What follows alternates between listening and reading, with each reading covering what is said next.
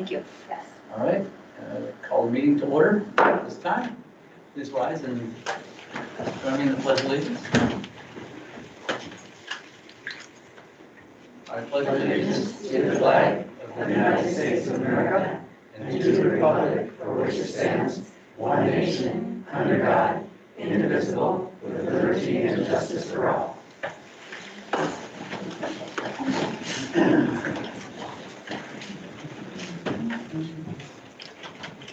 We did a check. Director Koo, you got us out there?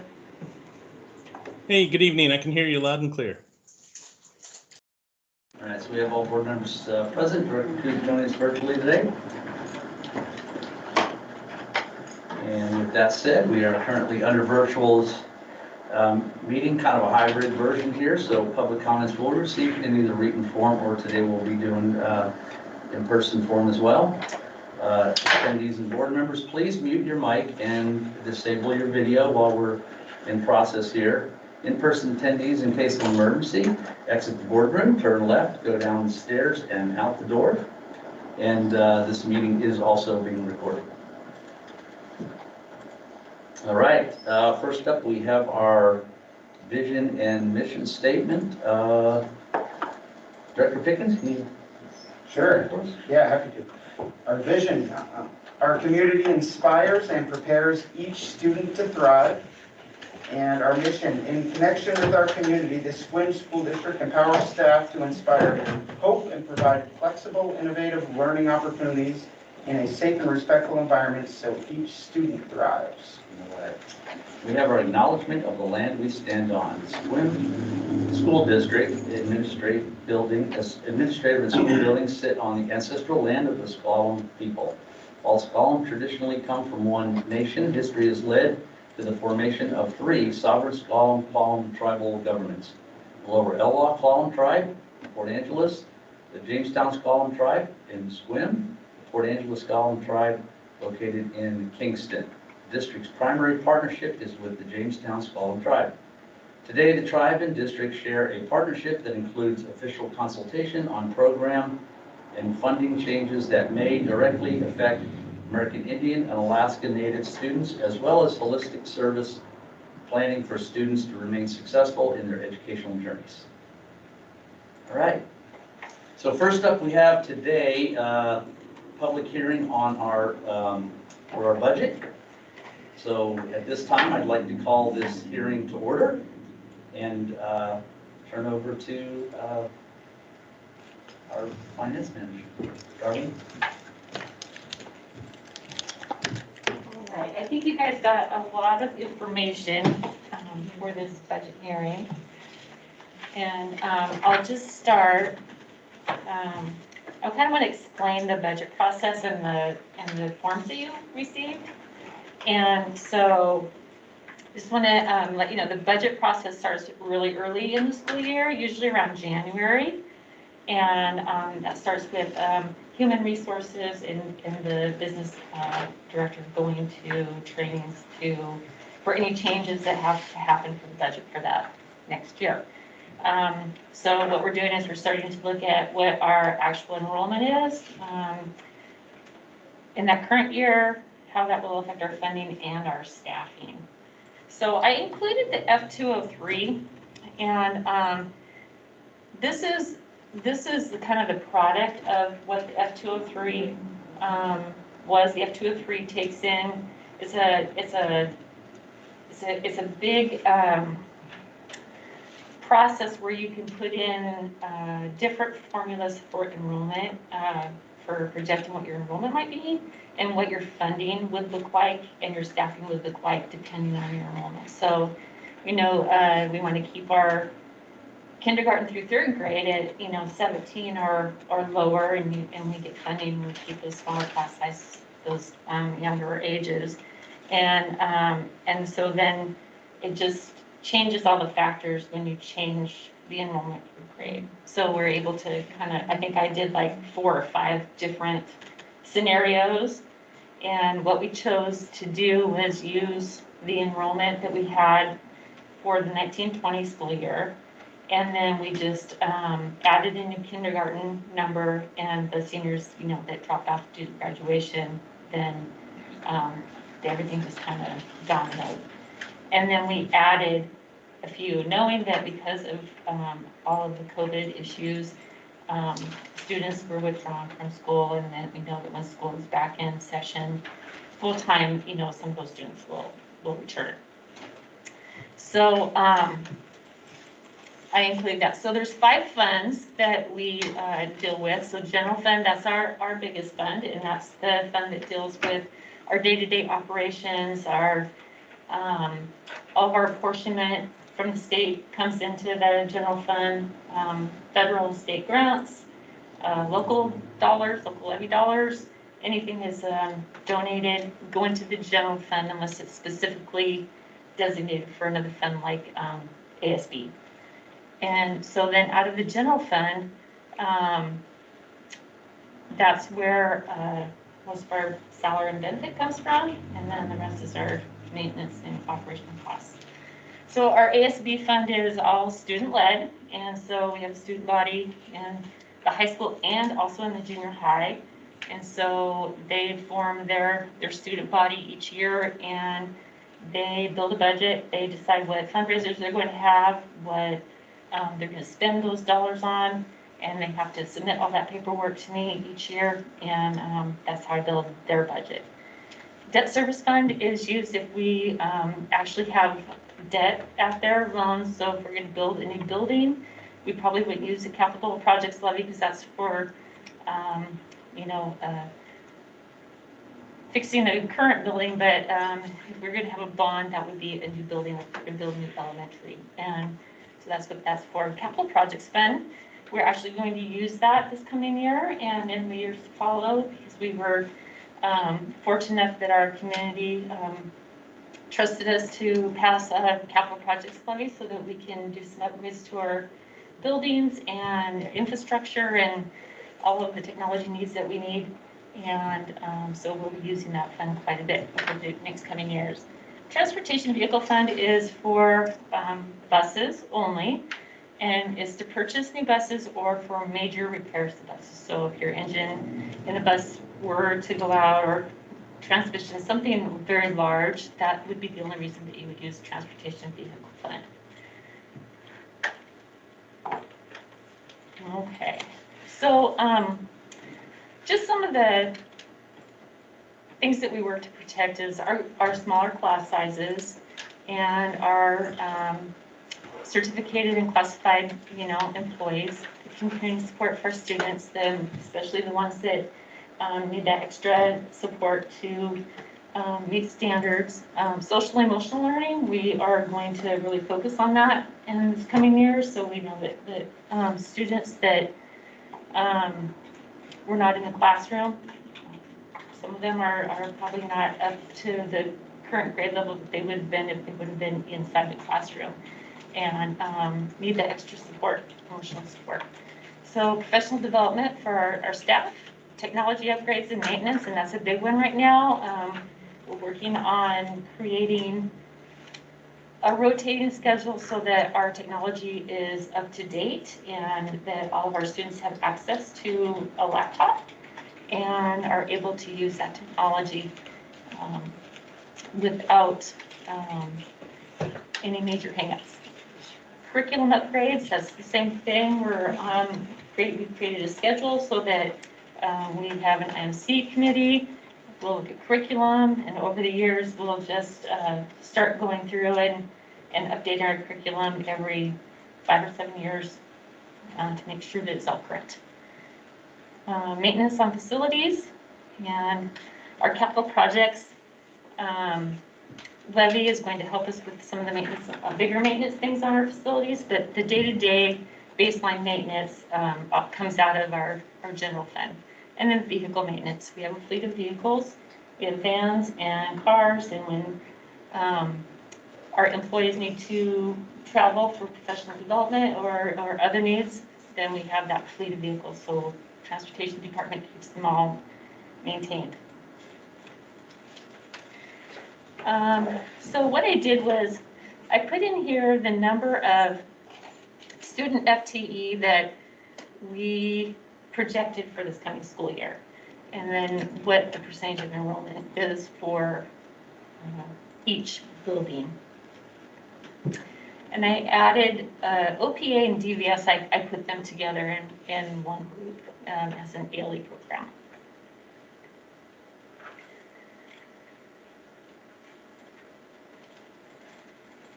Okay, so our projected grant revenue. So every year, when I go onto the OSPI website, they allocate us a certain amount for our grants. And so we have our title grants and our special education program grants for both kindergarten through 21 and then preschool age.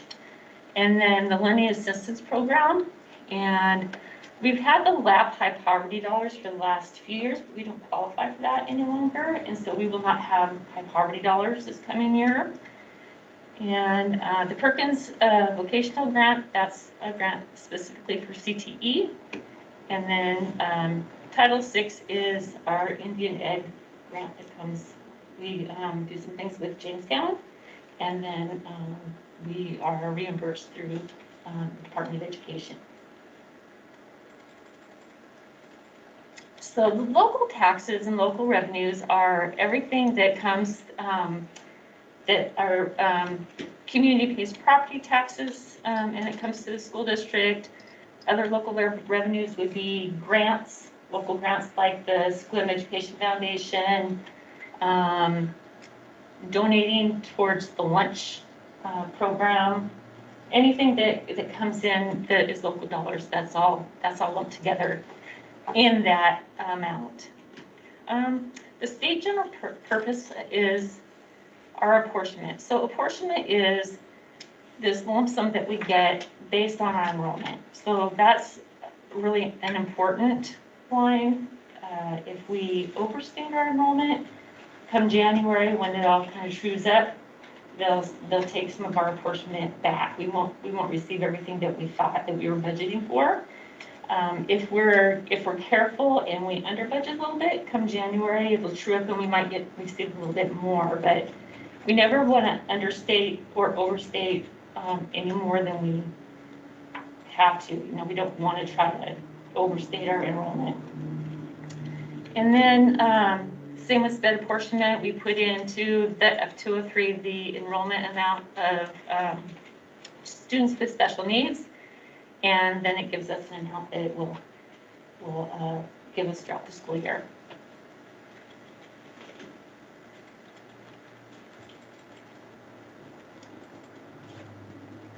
And then there's also a line for special education students that says state special purpose. So that's the bigger part of funding that comes through the state. Same with the learning assistance program, highly capable program, bilingual program, food services. Anything that's, the national boards is an amount that teachers receive once they go through some extensive education. It's very difficult, and they are actually able to receive funding for that. So that comes through the state, we receive that, and then we push it right back out to the certificated staff that qualify for that funding. And the district keeps a small percentage of that for kind of being the support to get that out to the certificate staff. And then transportation. These are federal dollars, and so the Idea B is special education, and that's additional support for our special education program. Title I, Title II, and Title IV. Title II is for professional development, and then Title IV, it can be for a wide range of things, but it does fall under Title II. Food service, it looks like a larger amount this year, and food service is a really hard one to budget, basically because our food service program has looked so different for a year and a half that now it's all free, but we still receive federal dollars for the food that we're serving to families. And it's all year long. So this year we're doing it all summer. And I'm sure that because it's free for next year also, it will probably be next summer too. So that's why it looks like that. Not knowing exactly how many families will use the food service program. Commodities, we always have to be funded for commodities, so the federal government gives us certain foods that we use during the school year. Medicaid, special services, they receive the Medicaid for some of their students. VOC, that's the Perkins grant that I talked about a little ago for this for CTE. The Title VI is the U.S. Department of Indian Education. This is the new part, and this is the hard part of our budget this year, and that's the ESSER funds. And that's to help us with everything that we need to help support our students and our staff roll out education in the best possible way to our students. And so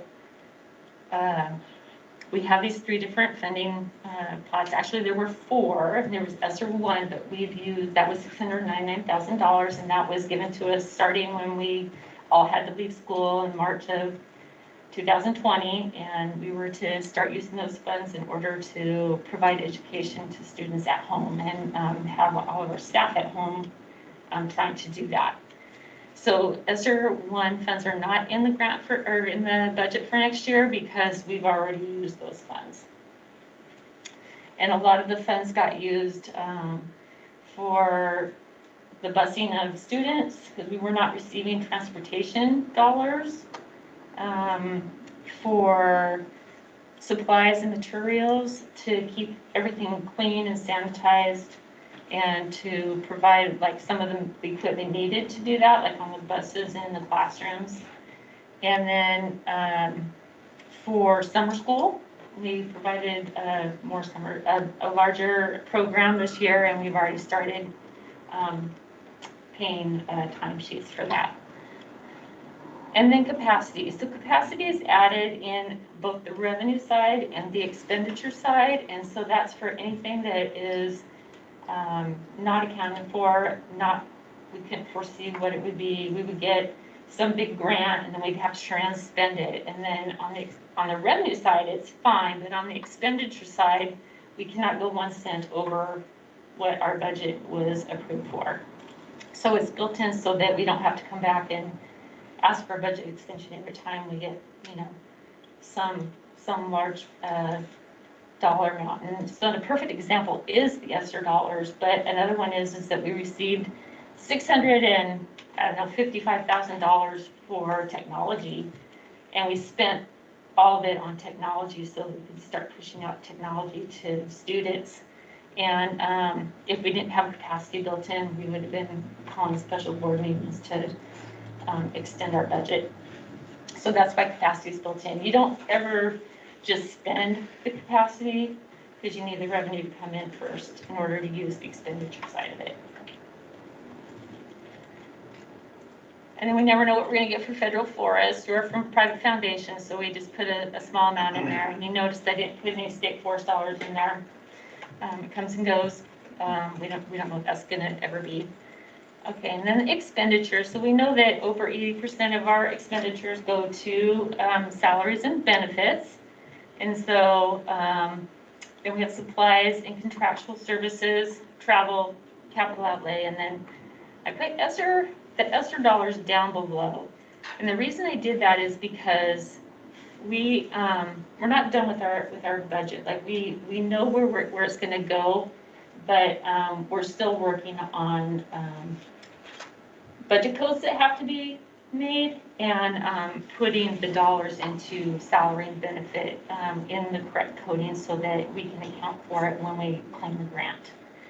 So the revenue codes have all been built, but the salary codes are still being worked on. But that is the amount. Then you always have to put an MSTOP disclosure in every time that you start presenting a budget, and so it just tells you what your revenues are, your expenditures are. and then the difference down below, the $1,454,093 at this time in draft form. Let's see what it looks like. And it probably will not look exactly like that when we come back at the next board meeting for this. Okay, and so you can see that I can't give a beginning fund balance because we don't even have a treasurer's report for July yet. And so it's an estimate, and then when you add the $1,454,000 to it, it would, I think, an estimated fund balance ending of $3,604,093. It's probably not accurate by the time we're done with the $1,454,000, because that's a lot of that will be put on budget lines. So one of the things I wanted to say about that $1,454,000 is some of that is the indirects that we are able to receive from the ESSER dollars. And it doesn't take into account that we need to use that for supporting costs for whatever additional staff that we have, and we're talking staffing across the board. We're not talking just, in the classroom. We're talking classified staff, transportation staff, custodians, and facilities to keep everything clean and maintained, because all of our students are going to be back in the classroom. And some of those costs that just are across the board, we can't forget any of our departments that will need to use some of those funds for their supplies, materials, or if we need additional support, even if it's just for a school year, until we can get ourselves back into it. What we're going to have. So I was going to give a little bit of history on the estimated ending fund balance, and I know that we were talking about that in another board meeting, and so I went back and looked because I wanted to see what the ending fund balance was year after year. And in the 15-16 school year, it was $1,929,000. In the 16-17 school year, it was $1,635,000. 17-18, it was $1,987,000. In the 18-19 school year, it was $2,610,000. And then in the 19-20 school year, keeping in mind that we did not get to finish our school year, so a lot of things stopped. And we were able to use ESSER funds. Our ending fund balance was $3,480,000. Also keeping in mind that look where it's back down to because of the way that we had to just do things differently. We weren't prepared for that. A lot of technology went out to staff and students that they could work remotely, and some things that we probably wouldn't during a regular school year have to, spend some of our dollars on. We've needed to do that to make sure that we're meeting the needs of our families and our students.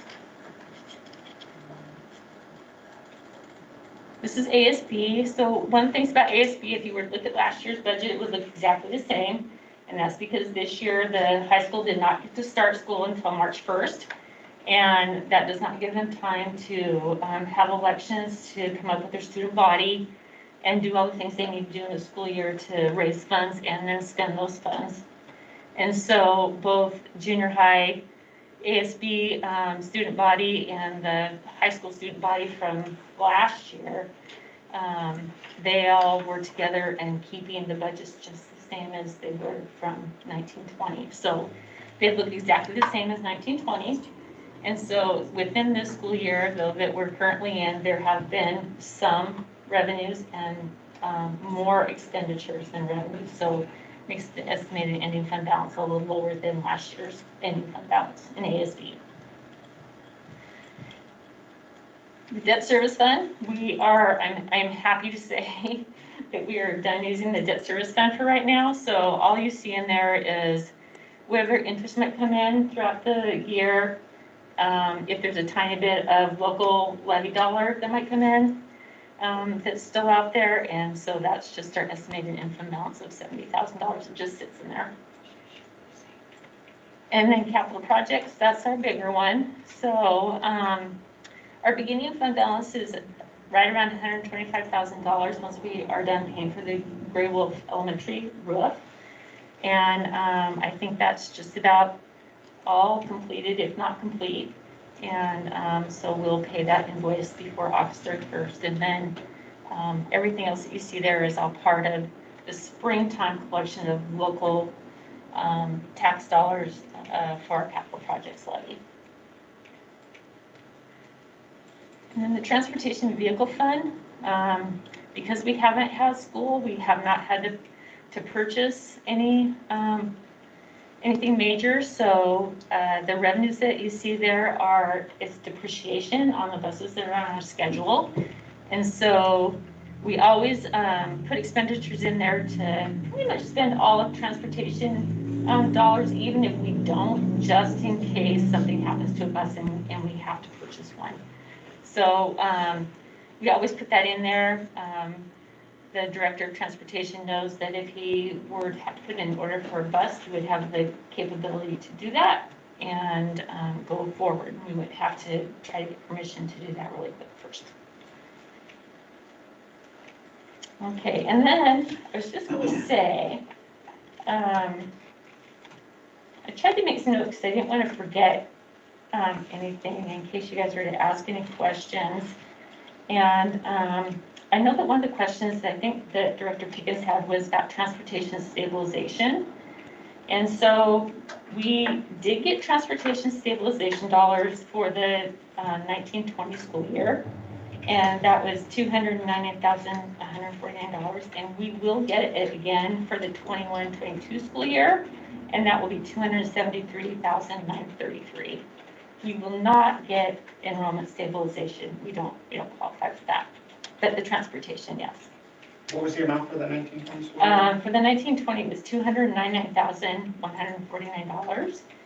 And really much appreciated because we made the decision to keep all of our employees employed while we didn't have all of our students at school.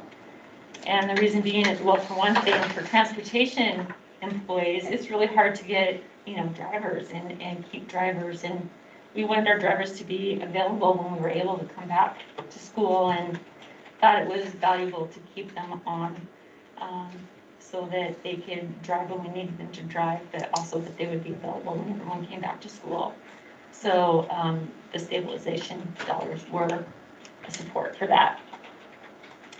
Do you have any questions on that presentation? Jim? Starling, you mentioned that we didn't qualify for the enrollments, though.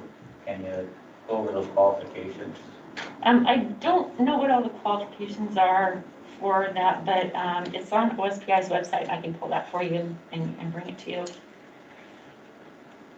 From there, thank you for the presentation.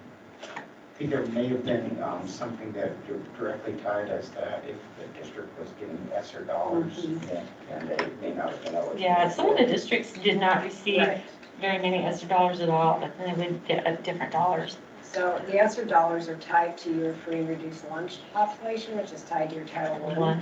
And so districts that received student stabilization did not have high enough free and reduced lunch populations to garner many funds. I think Chimacum was one of those districts. And I can tell you North Shore was another one. They received student stabilization funds, but no ESSER funds. Going back to the high poverty lab funding slide that you had up, I know you had said that if we weren't going to get any, but there was a line item indicated for a school, I believe. Does that mean one school is going to get it, but we won't get it as a district? No, only Helen Heller Elementary was able to use the high poverty lab dollars. Okay. And for the last 3 years, I think that we've had those, but for this coming school year, based on all the previous years of free and reduced applications, this coming year, we don't qualify to receive any more high poverty dollars. So over here, you can see what we were awarded in the 2021 school year, but in the 21-22 school year, we won't get any. Okay. And is that in part due to a lot fewer folks filling out their free and reduced, just where there were free meals given out over the past year or Well, two, it's or- based on previous years, so it would have been before, probably before COVID, Okay. the numbers that they're using.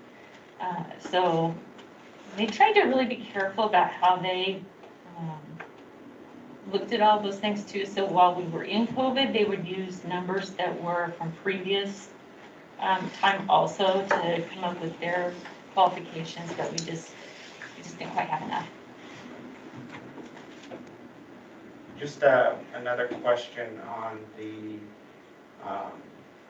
ending fund balance, or not, the projected ending fund balance. Is that- Just where it shows how much we're gonna gain over next year, where you have about the 1.4 million. Yeah, and don't forget, so one of the things I should qualify by saying is that I put every single ESSER dollar that we qualify for in this next year's budget, but it's because the grant says is that you have 100% carryover, so it says the grant is from, September 1st through August 31st, 2022, but then you do, you would just ask for it to be carried forward to the next year. And so we want to do that, but because of the way that the grant states that it's for 1 year, I put it all here. But we know that it's going to take us a couple of years to get back to where we want to with our students and with our staff, and we're going to need to use those ESSER funds. But I needed to put them all in this budget, even though realistically, we want to use part of the ESSER dollars for 21-22 and then part of them for 22-23. But I couldn't, there was no way for me to, I didn't want to leave any of them out because we received the grant money for them. Well, we will. We have to claim it. We have to spend it first and then claim it through OSPI in order to be reimbursed. So it's, that's like if we were to use everything, most of that is indirect dollars, and that's the operating costs that go with those grants. But in reality, when we're done with building our budget over the next 2 weeks and putting the dollars where we know we're really going to spend them on, staffing or where we'll need to, it'll reduce that. But I have to account for that, knowing that we are going to need to use that next year too. So we're accounting for almost all of it as revenue, so. Revenue, but But we know most we're of not it is gonna spend it. expenditures, even though we probably won't get all that revenue because we have to spend it first and then claim it. So we're only going to get what we actually spent and claim, yeah. And then next year we'll get to do the same. So next year, some of those dollars will be part of that budget also. It was just hard to show that we received all that grant money, permission to use it, and we just need to start using it. Do we have an expected amount that we anticipate trying to carry over? Is that part of our thinking? No, it's probably part of our discussions, and we already know some things that will be coded within ESSER dollars, and where we need to go with that. Obviously the big push is social emotional. Sure. And so we know some of the things that we are, pretty much they want us to use them for. And so they don't tell us you have to use half of it now and half of it later, but it makes good sense to be able to do that. Yeah, Director Koo, see your hand over there. Great, thank you. Can you hear me okay? All right. It cuts out a little when I'm talking, so hopefully that was a yes. Darlene, as you know, one of the things that keeps me up at night over the past couple of years has been our enrollment numbers and trying to make a scientific guess as far as what those are going to be, because that obviously drives the entirety of the budget. Looking at, when COVID hit, or in the midst of COVID, if my numbers are correct in front of me, we had about a 2% drop in enrollment. But then this last year, we had about a 7.1% drop. I guess I should just say 7. But then we're projecting forward a very conservative leveling, if not a slight increase in our enrollment numbers. And I guess the general question is, how comfortable are you with that best guess? And maybe that's putting you on the spot, and I apologize if so, but I guess help me relieve my anxiety about continued slide in our head count. No, I think I'm pretty comfortable with this count, a little bit higher than what our current enrollment is, and part of that is that we have our new ALE program, and that ALE program is open to up enrollment. And so that's part of it. And we know that enrollment is already growing. And then I just have a quick story. Donna, they're doing a Jump Start. And they had several kindergartners show up that were not enrolled yet. So they're frantically enrolling kindergartners out at Gray Wolf. And so I think that's positive. She called to ask for a little bit more help during Jump Start week. But I think that as we are able to get more back to in-person learning, and we have the alternative learning programs, that our projected enrollment is, I feel pretty comfortable with that. We talked about it a lot at Cabinet and in our budget meetings, and so I'm not just the one lone person that decided on the enrollment number. We talked about it a lot. So the budget process is that once we start looking at our enrollment numbers in January and February, we start meeting with administration. And by then I've built spreadsheets that show what level of funding each of the buildings has, so it affects their staffing. And that's in every category. And then they start looking at their staff and what they have in their enrollment, and what classes they really need, and what they might have to do without. And so we had several of those meetings also. And it gets us to this point where the staffing is what has been agreed upon. We've left staffing as large as we can, knowing that we can use ESSER funding for some of that. And so an example would be that at the high school, we hired another counselor, and that counselor will deal specifically with students and whatever issues they want to come to that counselor with. They will not deal with classes or any of those things. They'll deal directly with students and the needs of the students. So that is built in. Great, thank you. I couldn't have asked for a more reassuring response, so I appreciate that. The only other question I had is just a nicety. This board is looking at a policy related to our minimum fund balance targets in the coming month. Would it be possible, the numbers you gave, the historic ending fund balance numbers, to also provide that as a percentage of whatever the budget was at that time? And specifically asked because we've had so much movement with McCleary and whatnot. It'd be great to have that in context. Good point, Brian.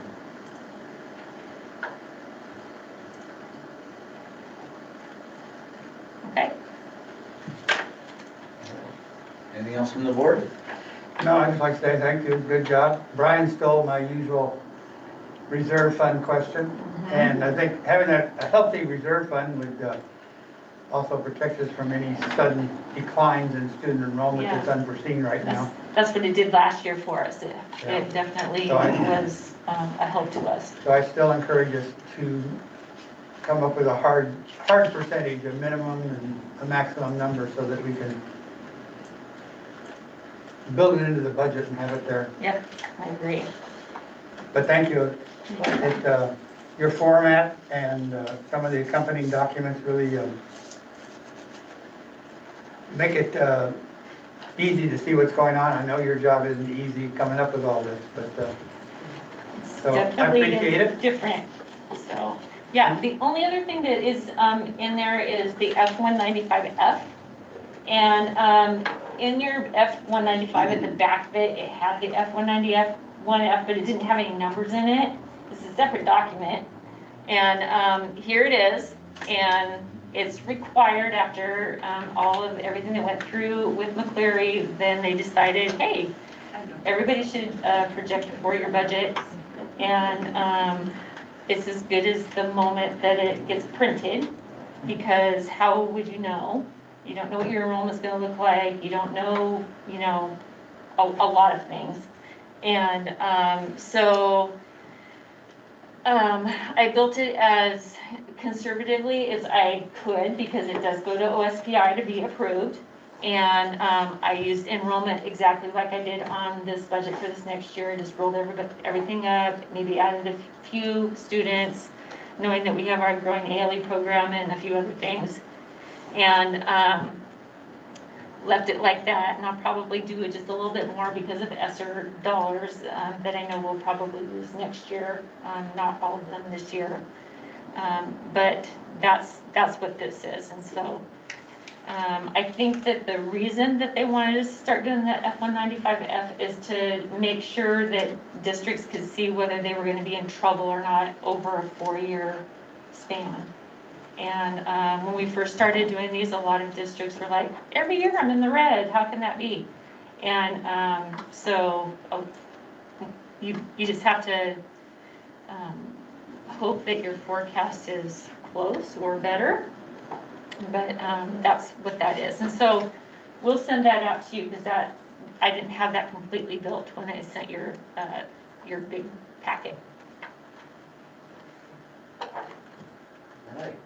Thank you, Darlene. So with that said, at this time, I'd like to open to the floor for public comment related to this topic only.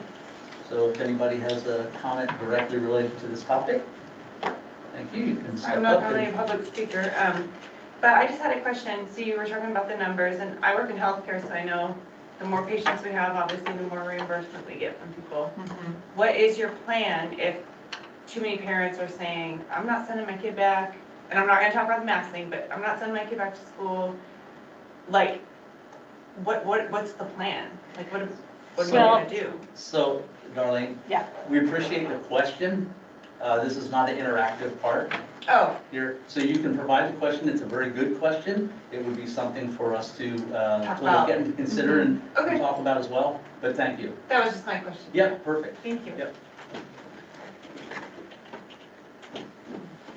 And in my next presentation, I can actually, I'll build that into it. Okay. Yeah. Thank you. Anything else from the board? Are we able to speak? Only on this topic right now. We'll have public comment for other items Yeah, okay. later. Yeah, that's in the later part. So this is a specific piece. Yep, perfect. Yeah, so if you're talking about something else, we'll have that next part of the agenda. Okay, no problem. All right, thank you. Okay, then if there's no other public comment on this topic here, we will call this into close. Darlene, thank you. Thank you, Darlene.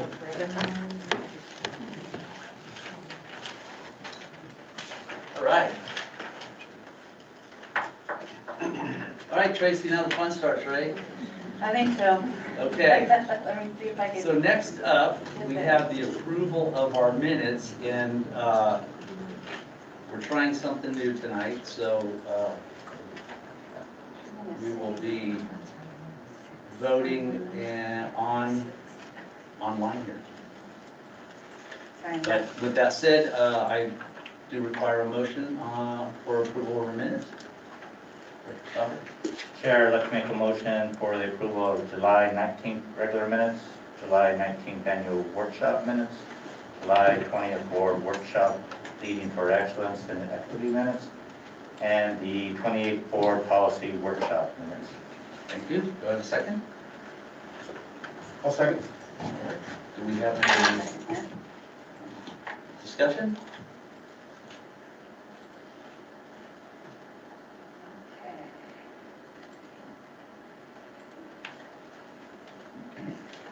And Mr. Chair, and I'm sorry, I should have asked this earlier.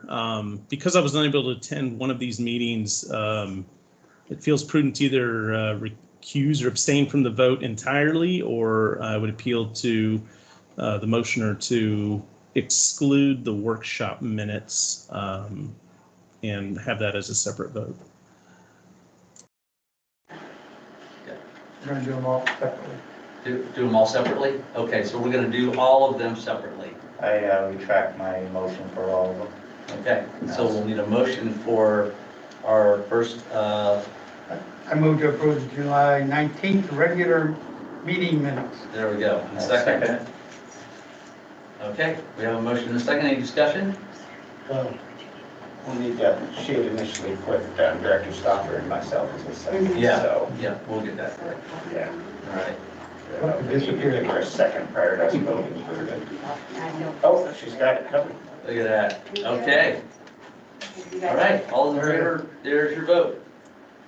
So we're gonna vote right on here. Right on there. Thank There you. you I go. pushed the wrong button, but that's the, Oh, no. Oh, Larry. Okay. I pushed abstain by accident. Can you go back? No, nothing to go back to. Can I change it? No. All So, right. Can you make Hey, Larry, upper right-hand corner of your board docs screen should allow you to change your vote. Right, Right there. change vote. Let me try another one. How about that? yes. All right, we're good. We're Okay. learning, we're learning. There we go. And next up, we have our July 19th regular meeting. Do I have a motion? Chair, I make a motion to approve our annual workshop meeting minutes from July 19th. Do I have a motion? Do I have a second? I'll second. Okay, we have a motion from Director Stopper, a second from Director Jeffries.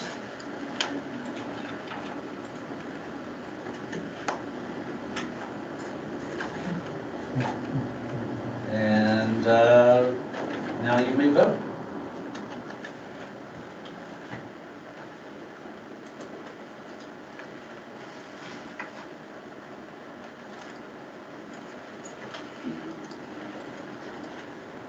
Mr. President, could I ask a question? Sure. We're voting online. I don't know what's coming out on the screen. Should we also vote, voice vote to reflect? It shows up on the screen. Does it show up on the screen? Yeah, we don't have this up on our screen, so. Okay, So if I save. next one we have is our July 20th board workshop leading for excellence in equity. Chair, I make a motion to July 20th board workshop leading for excellence and equity. I have a motion, do I have a second? Okay, so now Jen is going to do this. I'll second it. Thank you, Director Jeffries. We have a motion and a second.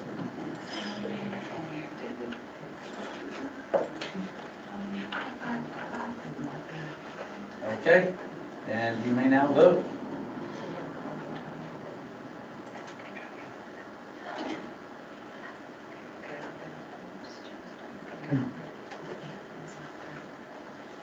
Just popped up there too, where it says, And save. It says anything. All right, and then lastly, we have our July 28th board policy workshop. Mr. Chair, motion to approve July 28th board policy workshop minutes. Thank you. second. We have a second, motion and a second. We have a motion from Director Pickens and a second from Director Stopper.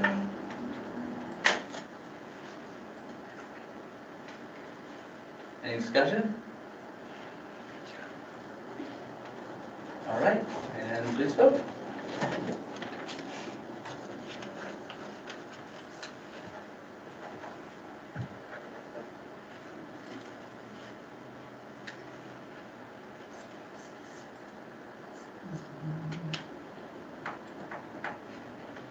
Okay. Next up, we have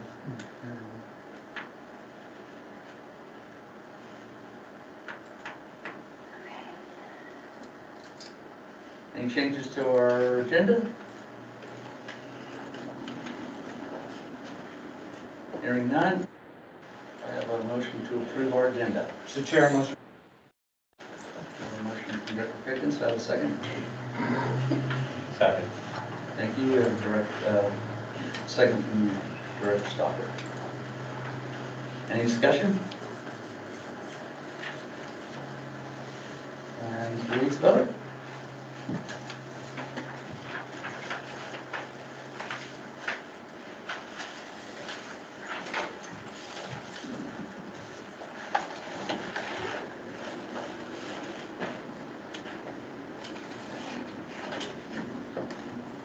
And lastly, we have our consent agenda. Have a motion to approve our consent agenda.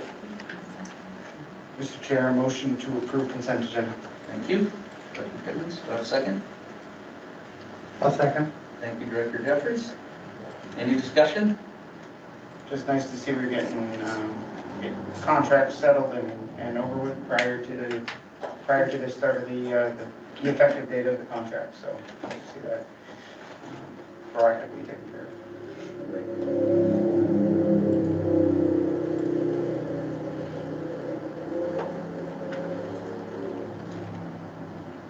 And now may vote.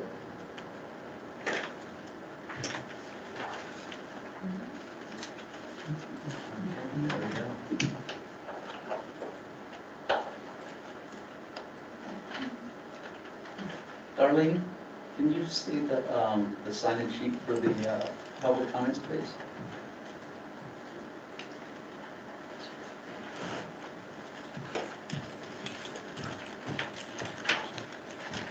Thank you, thank you.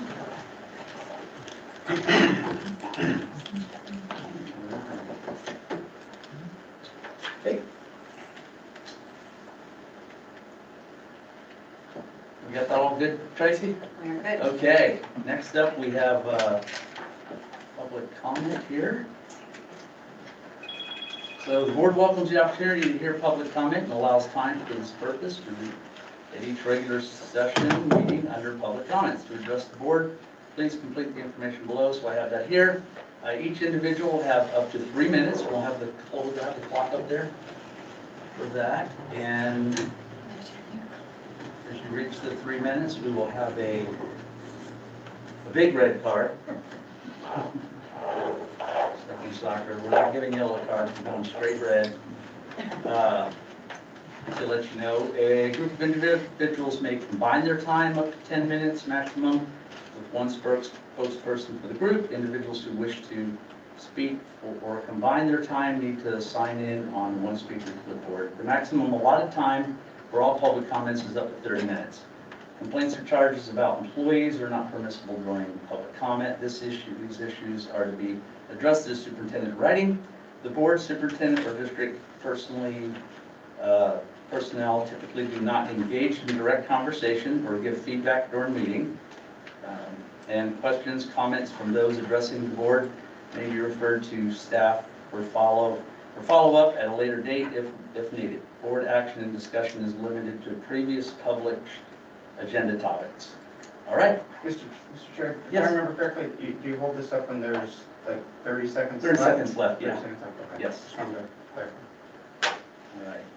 And then at 1 minute, or when time's up, Director Jeffries will tackle one and swing out the door. Okay. No. All right, Beth, you're up first.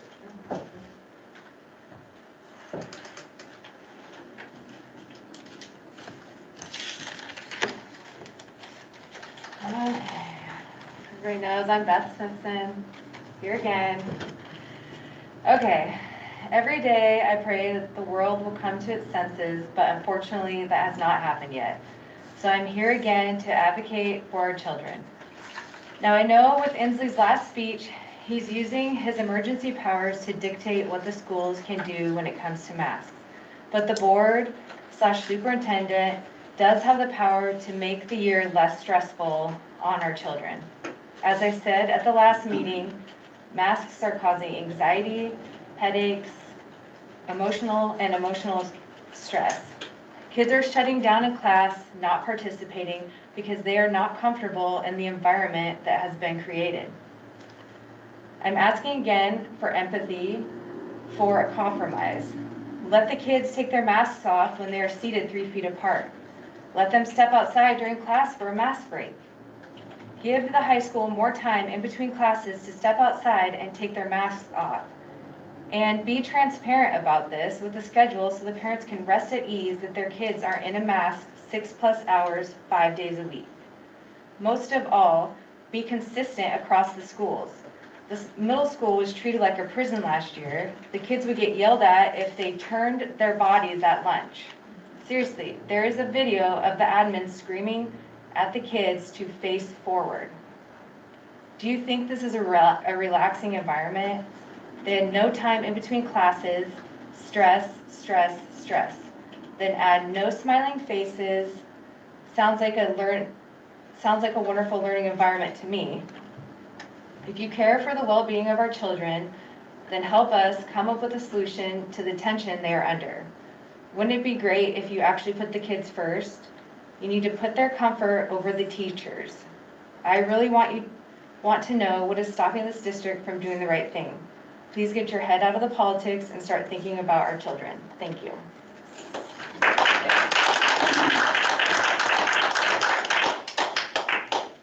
right, next up, we have Michael Roca.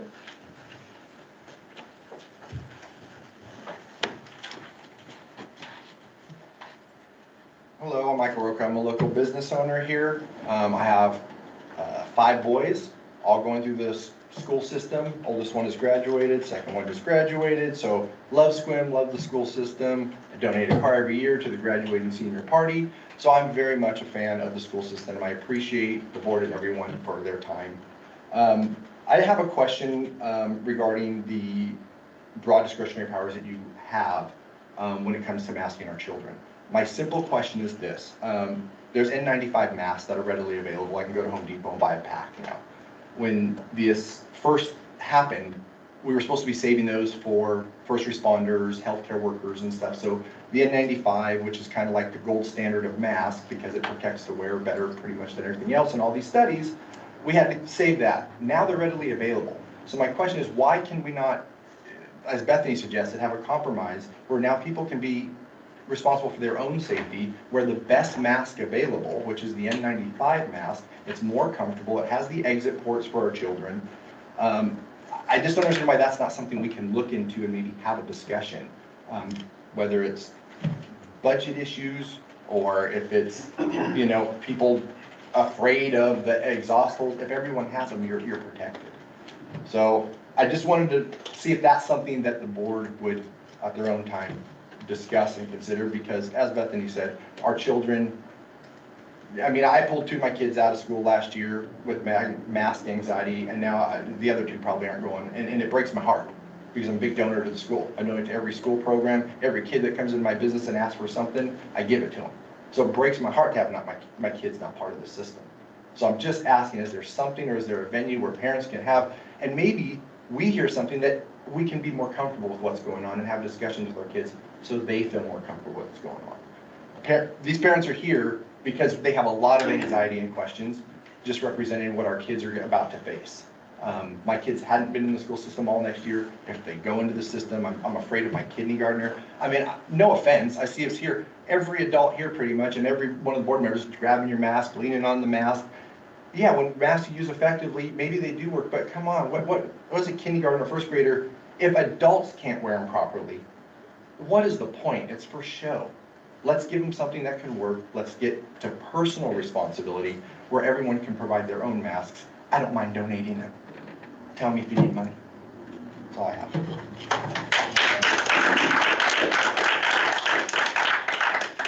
Matt Pearsall.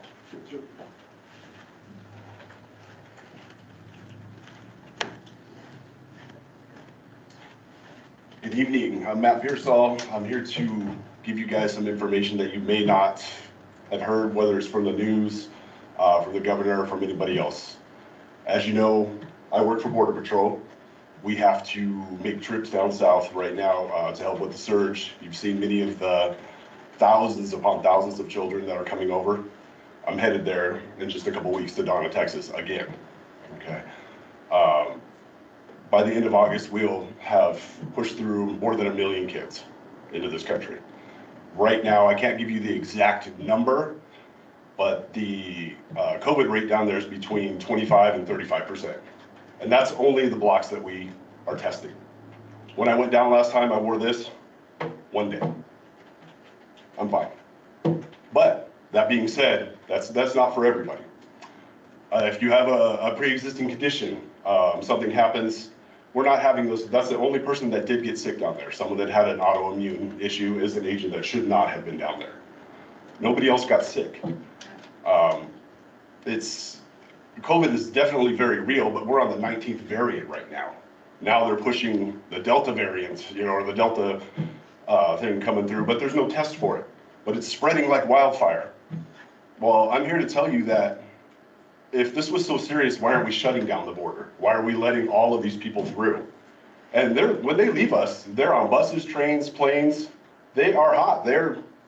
We know they're positive, but we can't keep them. We can't hold them more than 48 hours. That being said, because we can't hold them more than 48 hours, at any given time, there's between 1,500 and 2,500 kids, maybe a few more there, give or take.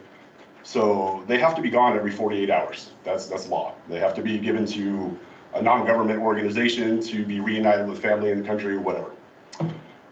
That also being said, that means my turnover, I was exposed to 20,000 plus kids. Again, I didn't even get a cough.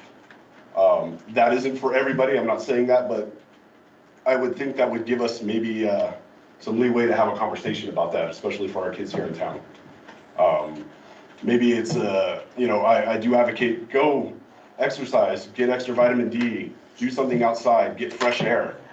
We missed the whole thing in this country about maybe setting up a better health plan, getting our kids out, getting them outdoors more, playing more, getting them away from screens. I mean, we missed it. I mean, we blew that one, but maybe we didn't. Maybe there's some conversation to be had there. And I would be glad to volunteer time to help here.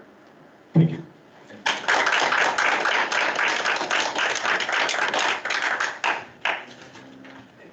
Anybody else would like to make a public comment? Before we close? Thank you all for coming tonight. Thank you for your questions and concerns. We appreciate them. Okay. Moving on.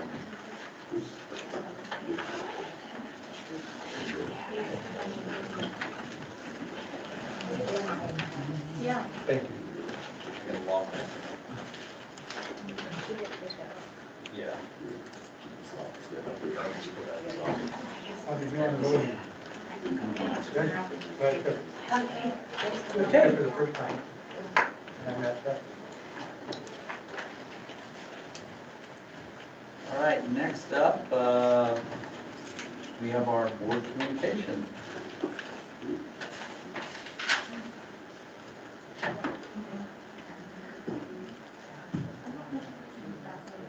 So, board communication, today we'll start with Director Stoffer.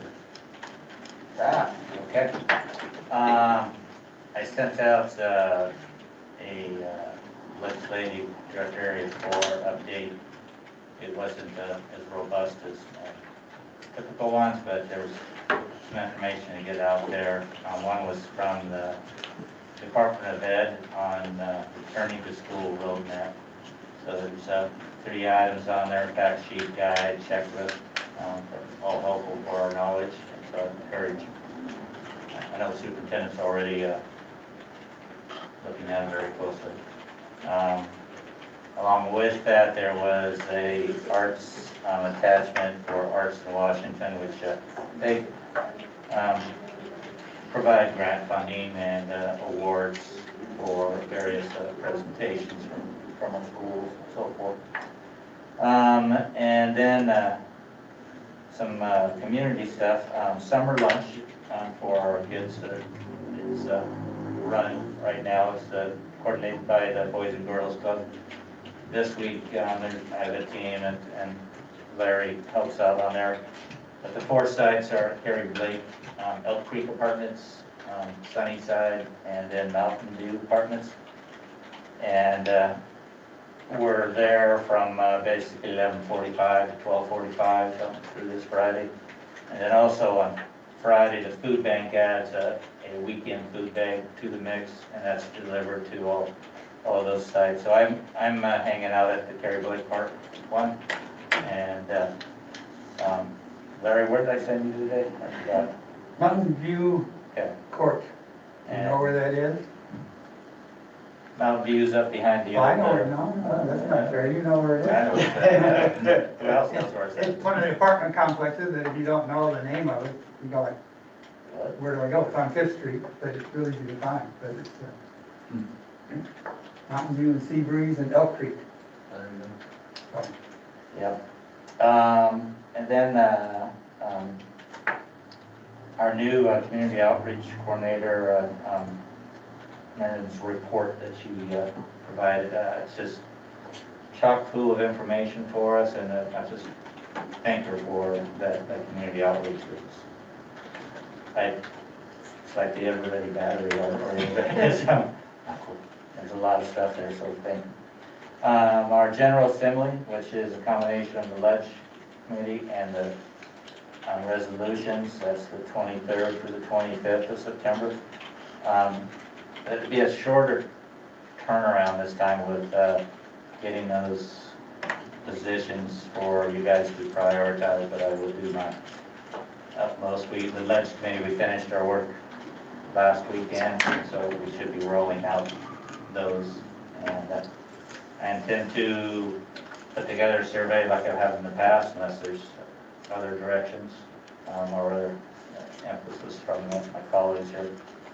And then we could have it on a couple of future agendas, or we could talk a little more in depth on it. I appreciate that.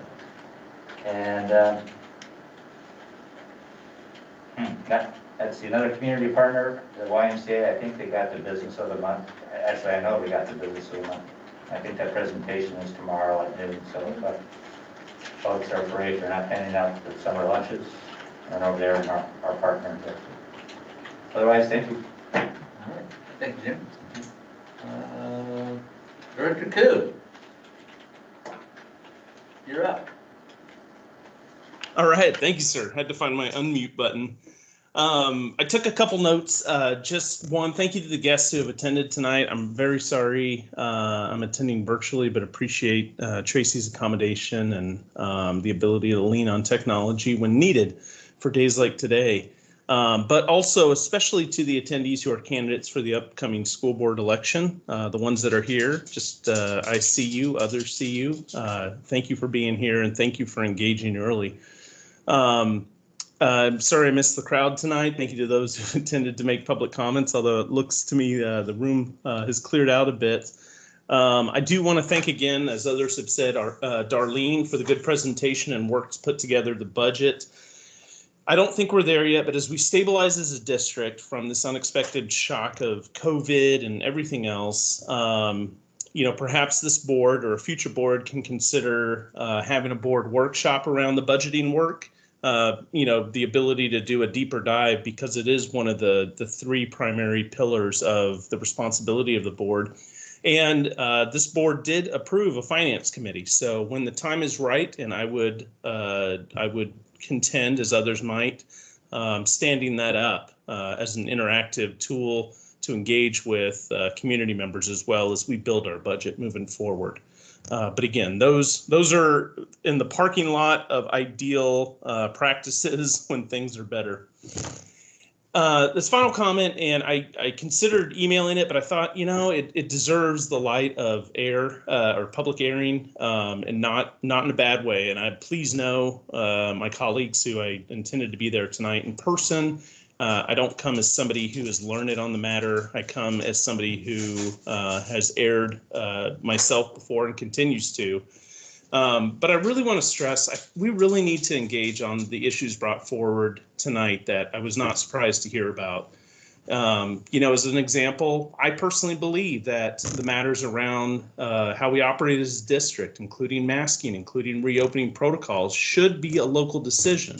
Now, there are a lot of frustratingly conflicting statements out there right now, and I sense y'all are as frustrated as I am about what is truth, because as soon as we feel like we've got the definitive word, somebody else in a position of authority comes by and says, no, it's not actually that case. But I would say, let's engage on the matter. Let's talk about it. Let's, if others believe that this should be a local decision, let's focus on that. Let's make a resolution, as we will later tonight, to say, hey, we want whoever has the perceived power or the call on this to defer to local districts. So that's just something to think about. I wanted to let y'all know how I felt about it.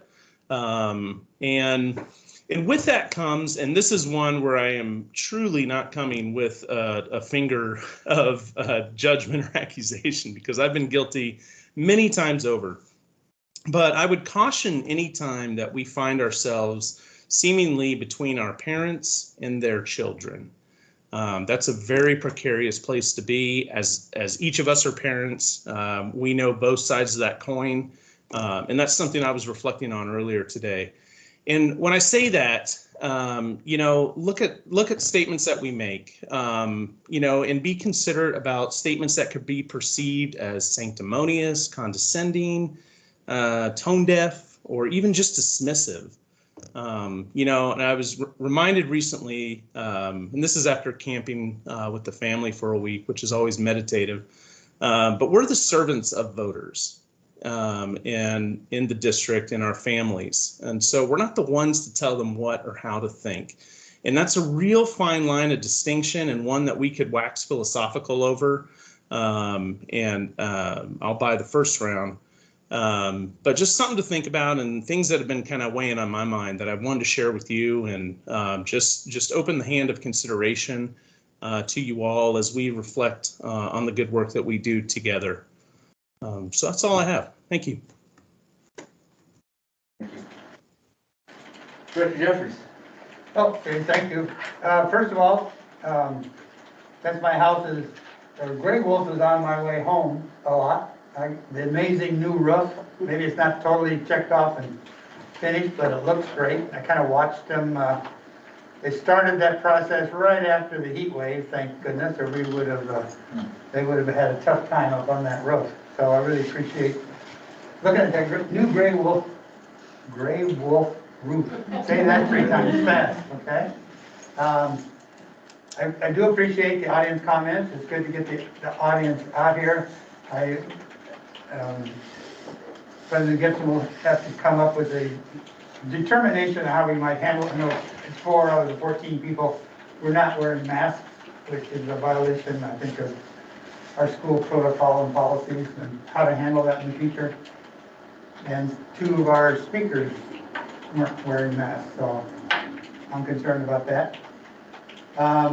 Board doc voting, that was cool. I know I messed up the first one by clicking abstain first, but Brian led me down the path of correctness, and I was able to correct my vote, and I appreciate being able to do that. Speaking of elections, the primary elections tomorrow, so we'll find out who the 2 candidates are that are going to be running in November, and so looking forward to that. And let's see, lunch. I really appreciate what the schools have done for the lunches, and the Boys and Girls Club, and the YMCA, and everybody that's involved feeding kids. I still have a concern for the accumulated lunch debt that probably has not gone away with ESSER funds or any other funds. So that some students have accumulated lunch debt from the time they're in kindergarten until we started giving free lunches to everybody. So that's something to look at. I did attend a Jurassic Parliament webinar, which is always dangerous. And as a result, I got a cheat sheet from them about, wait, what should I say when? Looks to me, big mistakes. Looks like I violated a couple of them. I spoke up without seeking recognition. Speaking directly to another member when we were chit-chatting about Mountain View. Interrupting another person, which I did. And then maybe, during public comments, the personal remarks, which may or may not be appropriate. I will say in one, I'm scheduled for the next meeting not to be here, my travel plans. But I am in the process of trying to change my travel plans so I can be here, because when I sent the email to you 2 guys, it just didn't feel right. I thought, well, I could get up early in the morning and catch a plane from Denver and get to Seattle in time for our Monday board workshop and board meeting on the 16th. So, but until then, I will be here virtually next time unless I notify you differently. Thank you. Okay. Pickens. Yes, I just wanted to say I appreciated the presentation today regarding the budget. Nice to get some kind of start thinking about next year, and nice to see some information about the capital projects, and nice to see that get rolling. So And I appreciated the clarification, or not clarification, but the added information that a question that was on my mind regarding the 1.4 million. I was kind of on that, but now I understand that the additional revenue from the ESSER funds and that having the ability to carry over. So I really appreciated that explanation. That makes sense to me. The only thing I'll say, and I think I've said it before, but and I know our superintendent, Dr. Brown, is something that's on her radar, I would say, is if there's any opportunity at all to get a few extra teachers here and there strategically to keep class sizes low. I think this year and maybe the year after next, when I say this year, I guess I mean the next school year, 2021 to 2022, and the year after, are going to be critical years to keep the class sizes low for make sure that we're meeting all the needs of our students. So wherever there's an avenue to do that strategically, maybe it's a fifth grade, the numbers are particularly high in one school, or it's a complete hypothetical, but just very, very strategically to keep that in mind, as I know it is happening anyway. So I was happy to see the enrollment or the transportation stabilization funds, and I know that a lot of our role here as board directors, there's a lot of local decisions, but there's also a portion of our job that takes place down in, well, I'll say down in Olympia, but it's more of a virtual process. But that was something that I know a lot of board directors working through WASDA lobbied for to make sure that passed through. And so these extra funds don't just happen on their own. They don't just they're not just given without a lot of work that goes behind it. So I want to thank any of the folks that were involved with that lobbying process and the support that WASDA provides for that. And the only other thing that I'd want to mention is I don't know that it's been mentioned yet, but I want to congratulate and thank Director. I don't know, congratulations, Director. Thank Director Stopper for stepping up to serve in the role of running for election as Vice President for WASDA. Just another act of service to help serve and support. So I saw that he was stepping up for that election. So I wish him the best of luck, and thank you for serving, sir. That's all for me. All right, thank you. Not really much to add. I just, again, thank you to those that showed up tonight to our meeting and brought their concerns. We're always open to listening to questions, thoughts, and all from our parents in the local community. It's a tough conversation to have, ranging from personal thoughts to personal liability on board members on how we may or may not be concerned about that. So, but something to discuss. The last thing I'd just like to say is, all the best to those board members that are running for board for my seat tomorrow night, and we'll see who moves on to the general election in November. But wish, first of all, just appreciate all of you that have stepped up and throw your name out there, and all the best to those that make it through. And that's all I have for now. Thank you. Okay. We have no reports tonight, but we have, other than our superintendent's report. Okay, well, I have just a couple things. First of all, I also would like to thank the people that showed up and spoke. I was writing some things down, so some food for thought there. I also wanted to, and I've talked to the board about this earlier, but I want to put this out publicly because there's a lot of question around critical race theory, around diversity, equity, inclusion, and belonging, and around the sex education health curriculum that we are now required by law to present to our students. And I want to just clear up some misunderstandings. First of all, we don't teach critical race theory. What we are tasked with doing is teaching cultural competency standards, and we are going to put those on our website so people can see what we're tasked with doing. It starts in the 2021-22 school year. A lot of 20s in there. School districts must use one of the professional learning days to train school district staff in one or more of the following topics: cultural competency, diversity, equity, or inclusion. We are using our universal design for learning strategies as our inclusive strategies. Those are good for all kids. We're not saying we're going to pick something specific and target that. We are looking at strategies that help all students. The term critical race theory does not appear anywhere in the law, and it does not mandate any specific criteria for students. So I just want to make sure that people understand that what we're doing is we're making it equitable for all students. All students rise because of the strategies and training that we're doing for all of our staff. Which then leads me into the next segment, which is the diversity, equity, inclusion, and belonging.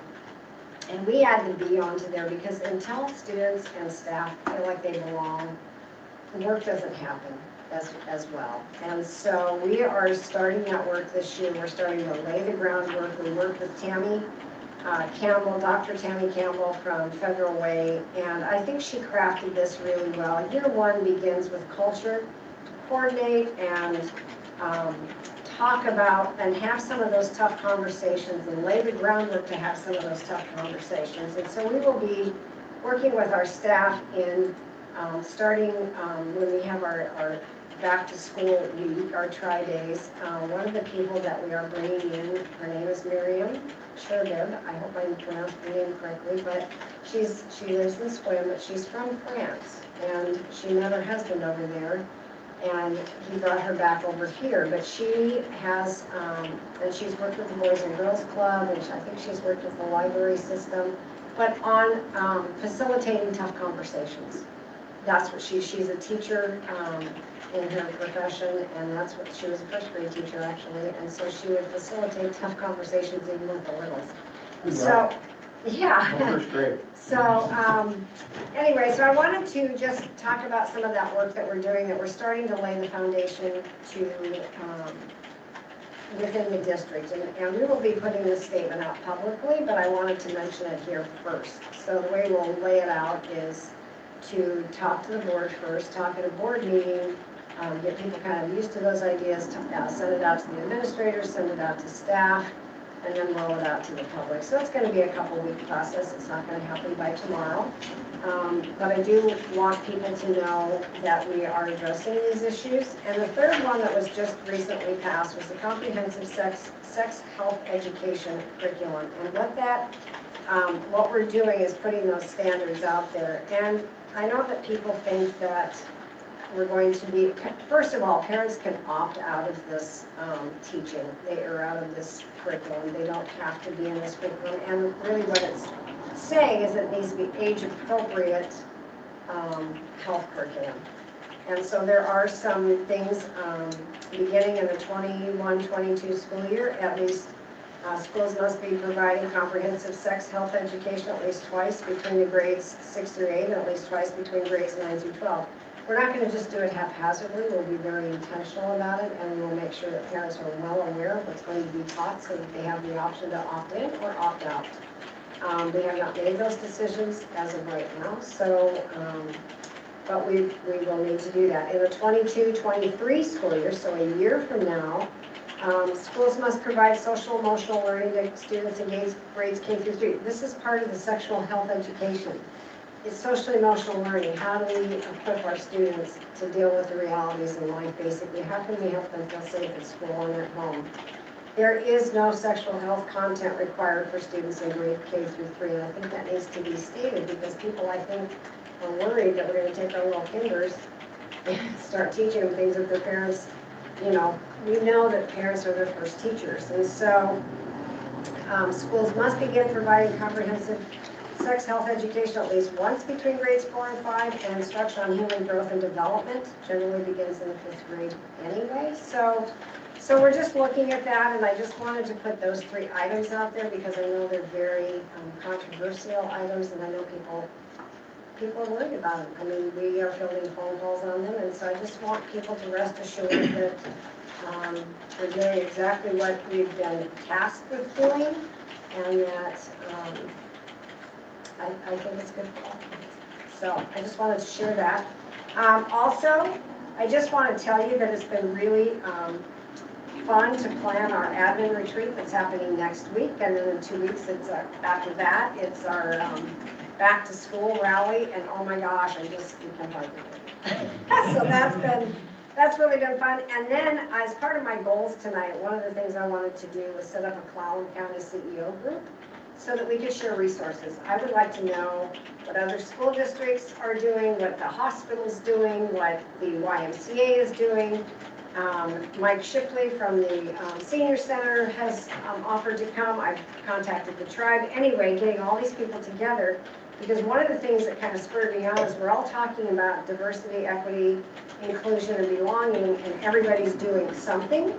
But it would be nice to know what everybody's doing so that when we have these conversations, and the city was where I went first, the city of Sequim. And so she branched out and helped me out, reach out to a few other people. So anyway, very excited about that. I've had 6 RSVPs today, and I just sent it on Friday.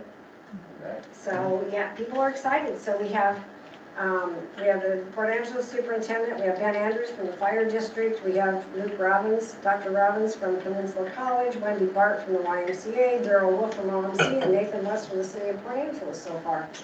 So I don't know who from the City of Sequim is coming, but hopefully I'll know tomorrow.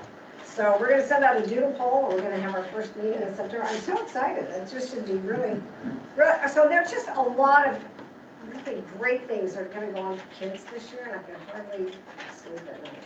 So that's what I have for my report. Any questions from the board? Just thank you.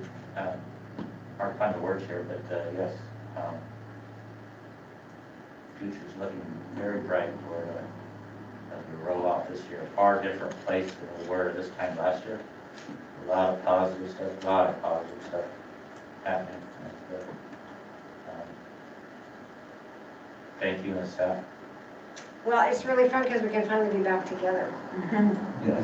So we celebrate, you know? So thank you to the staff. I mean, we just have had a really good time planning and so. All right. Okay.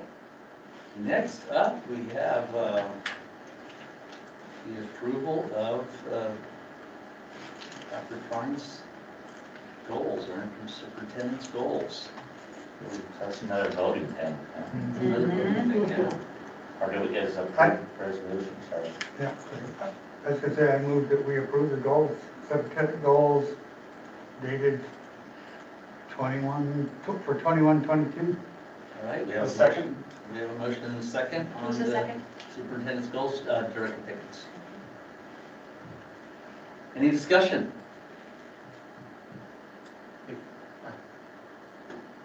Dr. Frank?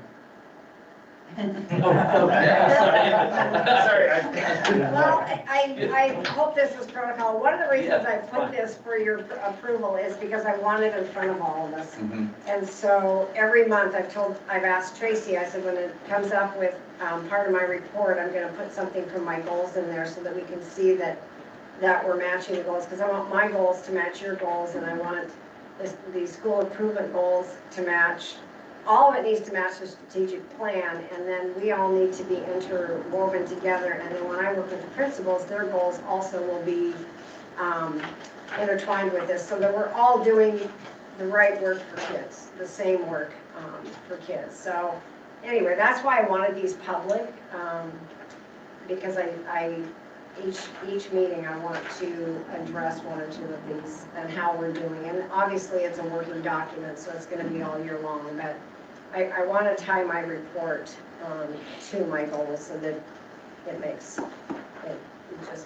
just flows. So, and all of my goals are tied to the strategic plan, so there you go. All right. Director Kudu.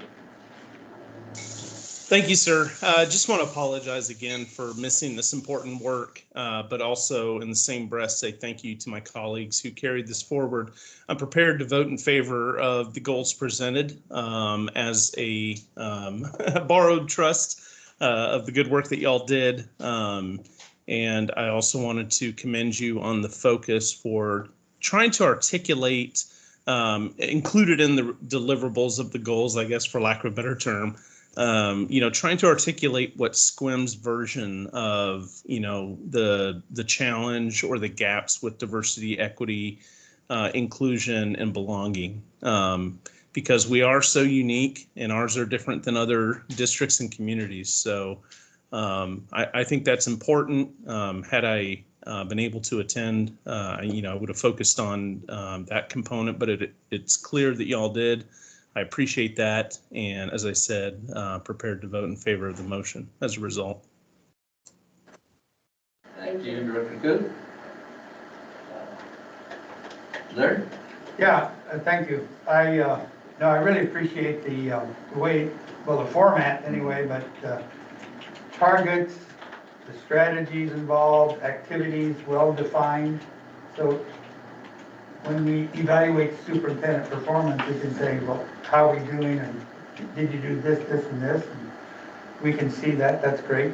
I also assume, in a lot of ways, this will be somewhat of a document that in our ongoing search for new superintendent that needs to be out there, so we get somebody in that will take a look at this and say, yes, I can use this and I'm going to move this forward, because I don't want to, I think we've made great progress since Dr. Prime's been on board, and I hate to see it stop dead, when we get a new person in here. So I think this ought to be forefront, but yeah, it's great. And there are even some dates in here when things have to be done. Yeah. So I guess that's one of the things we need to probably have some kind of calendar every 3 months, quarterly review, an evaluation review, a formative evaluation where we say how things are going, how can we help you out, what do we need to change, something like that. So I look forward to setting up some of those dates to a more formal process. We haven't always been real good at formally evaluating the superintendent's progress towards their goals. Right. Yeah.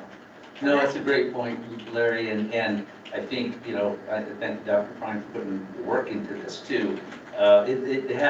What it is, so in our local planning area, when we would put our 2-year goals and stuff out of there, the person who ran that out of the Tacoma area, she always talked about checkable offables. And this has checkable offables. They're okay, we can look at that, we can measure it, and we can say that is done or that's not done, and we need to figure out how to get that done. And that's something we haven't really had in a while to be able to do that. So appreciate that. Jim? What I liked about it the most was the alignment with, we got our strategic plan, which a lot of work went into that, and then into the superintendent goals, and then into our board goals. And Director Jeffries there said about having that foundation for this time next year type thing, and that this is very transparent for our community, because I'm assuming we're going to post it out there on the website. They can, wow, okay, that's, and there's, well, someone will always say there's some gray area, but for me, it lines up, and so good work for all of us here.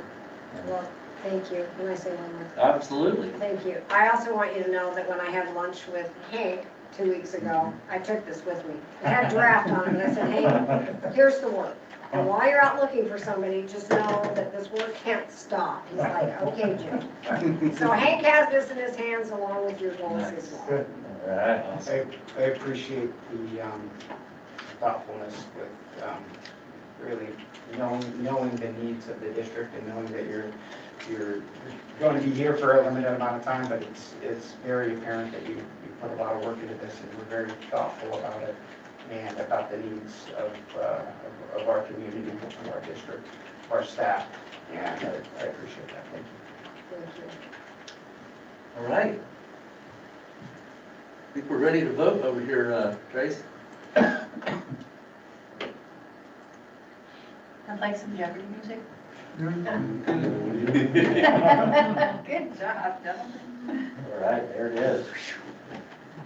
We need, all in favor, please signify by. Yeah, right. Feels like we're missing Right. something. Yeah, I apologize. Director Gibson and Miss waiting for yours. Oh, yes, we're ready to vote. I made it last. Oh, I never put anything up here. Oh, I'm on the wrong page, sorry. There we go. Yay. I was still looking at the Word document with all the cool stuff on it. Okay, Okay, and then what? Oh, there we go. Okay. Excellent, yeah. there we go. Okay. All right, next up, we have approval of Resolution 8/2020 and 2021. Mr. Chair, I make a motion to approve as presented. All right, a motion from Director Pickens, do I have a second? I will second it, so it's Conference Day waiver. Is that a thing I learned in Jurassic Park? Parliament also was to read out the name of the document. All right, so I have a motion from Director Pickens, a second from Director Stoffer. Any discussion? Just to mention, of course, the importance of engaging with families to talk about the needs of the students. Obviously, a great thing. So I'm sure we provide the time for it. It's beneficial. This is a pretty routine document that we do every year. Yes, we did not do it last year because we didn't have conferences last year, so, and this year, we're doing 4 half-days, so we didn't have to ask for a waiver, so next year, but the calendar committee wanted to do 2 full days instead of 4 half-days. All right. Okay, now we may vote. Signify by clicking a box on it or something. There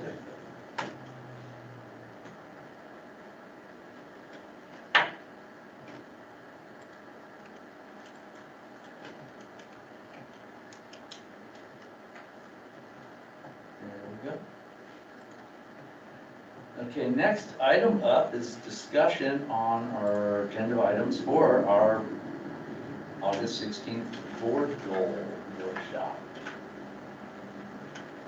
Really just kind of wanted to have this on here to precursor to that workshop. One of the things we wanted to kind of do, so in the past, we had, we have 5 areas, we have 5 board directors. Really want to see, if there's a specific area that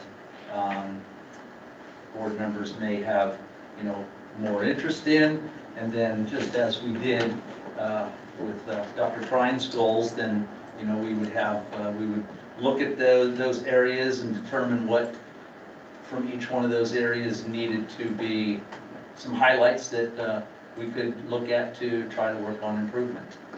And since we do have those 5 areas, an opportunity for each of us to look at that and decide which one that they would, if somebody has a inkling that's like, oh yeah, I really want to look Just at this one specifically. I just have a question Yeah. about the vision of how this would work. I believe in the past, was there also, depending on this certain area that somebody was working on, there would also be, to know the needs, they would also be participating in some sort of district committee as well? Is that, like, I believe Director Stoffer was on safety and Right, yeah. security Yeah. committee, is that part of that aligned with these goals? as well as Well, that? and that's a good question, and that's something we could do, for sure. We kind of had this set up prior to the strategic plan completely coming out, and then at that point, then that's about when we became parts of the, like I was in technology committee, and so that's when we shifted into that. They weren't directly related with each other, but I think it's a good idea to kind of look at it that way as well. Because, on personal. Right. Director Cook? Thank you, sir. No real concerns. I appreciate y'all putting this out there in preparation for the workshop. I think that's a new practice that we've done this year. And so I always say, as we pursue excellence, what sort of things can we do to really engage? So I commend our executive team for doing that. As a broader statement, and I'd be curious to hear where folks stand on this. I noticed we're looking at this through the lens of diversity, equity, inclusion, belonging, and would agree how important that is. But I find myself wondering, about stabilization of the district. And I only have, my own students and families of friends to use as a litmus. But I feel in many ways that we're still on our heels as a district in terms of potential learning gaps with our students. I don't want to go into gory details with my own FTEs, but just ensuring learning loss doesn't occur because of this unprecedented crisis of COVID and everything else. And so as I'm going into this, I guess I'm just putting that out there is, if I have to gauge my priorities, what lens to look at this through. My anxieties aren't subsided yet in terms of ensuring that students aren't, back on track, whatever that may look like, or, on the right pace of where things need to be. And that's certainly nobody's fault. And in fact, I can only, extend my gratitude once again to our teachers for keeping us this far. So I certainly wouldn't contend to put diversity, equity, inclusion, and belonging to the side at all. And maybe the paths are concurrent. But that's just kind of what keeps me up at night again, is, stabilization of our students, their learning trajectories, and keeping them quote unquote on track. Thank you, Brian. Jim? I'm thinking about the board assessments and then the CTE survey, which was excellent tools, and then our workshop. And then we have these 5 areas of the strategic plan. There was kind of another one there. And I see myself able to connect all of those personally. And I'm just thinking of the timeline that the 5 of us who are currently on the board are we going to improve those goals, and then we spring ahead to December and have additional workshop because we'll have 2 new board members on there, and what's that lens we're looking at. And I also think about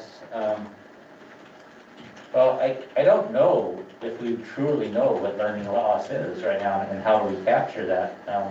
It could be 5-10 years down the line, and I think about the recent graduates and their speeches at the ceremony, the valedictorians, and hearing their words, and they're impressed with their abilities, and they were ready to go forth and go into a brave new world. And for each student, it's going to be different. But how do we truly capture what learning loss is at this point in time? I can say from my own experience, my daughter before, and all the different schools she went to, because her dad moved her around every few years, and appreciate the there was a different level at each one, and that kept me up at night. And some faraway lands to try to figure that out for. And so some of the programs, I would add on our new Dungeness virtual academy, the kids that were in that presentation and got up and spoke, like, we have a program for those students. And we have the capabilities of expanding that. And Darlene, I think, mentioned that we're getting more enrolled in that now, so it's very appreciative of that. So where do we go from here with these goals? What would you like us to bring on? Well, no, that's it. So, and I see your hand, Brian, but I think, both of you are kind of on the same line and looking at this too. And we've got, Brian's brought up some good points is, where are we at with our students? I mean, that's got to be where our focus is. And the fact that we will have, 2 new board members here in 4 months. And what does that look like? So, this meeting on the 16th is for us to determine at this point, with the 5 of us that are sitting here, what would be our focus, and if that focus is, how do we support Dr. Prine and her team the best way moving forward to get our feet off the ground for 2021 into 2022, and maybe that shifts in December or early part of the year as we see what happens in this first part. I don't know, but those are some things we can kind of consider discussing. I don't know if you have any thoughts, Dr. Prine, on any of this. I don't want to put you on the spot. Oh, but that's before okay. shift I over to thought Brian. about it a lot because I know that we have 2 new board members coming on in December, but the work can't start in December. The work has to start now. So I think you're right with the 5 that are sitting here. We can frame this or shape this any way you want to. This was just an idea I had that lined up with the WASA standards and the strategic plan because that's what we had worked on. But I think I agree with you, Brian. I think we need to make sure that we support our students, all of them, however they need those supports. And they will come in different shapes and sizes and forms, the supports, because all kids are not at the same spot when they walk in the door. Not all adults will be in the same spot. So we don't know what that's like. None of us have been through a pandemic before. We probably had family members that have 100 years ago, if they're still living, but all of us haven't until now. And so we're kind of navigating this ourselves, but one of the things we can do is make sure that we have those supports in place. And so I agree with you. That's the work that I see that we do to support the work that the people are doing to support the students. And that's why I'm here, is to support those people so they can support those students.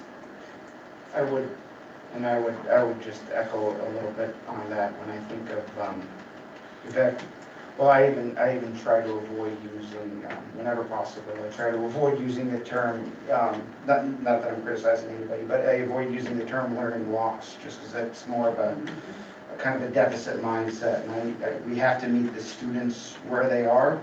And as I'm connecting this to some of these potential goals, a lot of times we think of teaching and learning separately than safety and security, but really, safety, true learning isn't going to take place until students are safe and feel safe, and it's the hierarchy of needs, right? And we've got students that have that have really been through a lot, and so we're going to need to meet them wherever they are. Social, emotional, and learning needs to definitely be a priority, but. And of course, we're still going to have high expectations. I have full confidence that we will approach with high expectations, but we do have, through the evaluation system, we have growth goals that are established in classrooms, so that based on where the students come in at, teachers can set those appropriate goals based on where the students are at. So I think that thinking about safety and security and teaching and learning almost combined is going to be critical this year. So, all right, Brian? Oh, thank you. Those comments kind of covered my thoughts, so thank you. Thanks. Larry? Yeah. Watching Jurassic Park here. Oh, Jurassic Parliament. Yeah, I think, we need to come up with good goals that are aligned with Dr. Prime's goals so that we can know when we've gotten there. I mean, basically, it's not up to us to figure out how we figure out learning loss. It's our job to say, we're gonna figure out learning loss. That's our goal. We're gonna make it happen. Or, like I said, the Star Trek, this is what we're gonna do. And then Picard said, make it so, number one.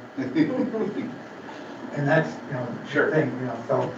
But we need to have, everything that Eric and Director Perkins and Director Stopper and Director Koo said are all true, that somehow we need to word that so it makes a cohesive sense, and it plugs into the superintendent's goals.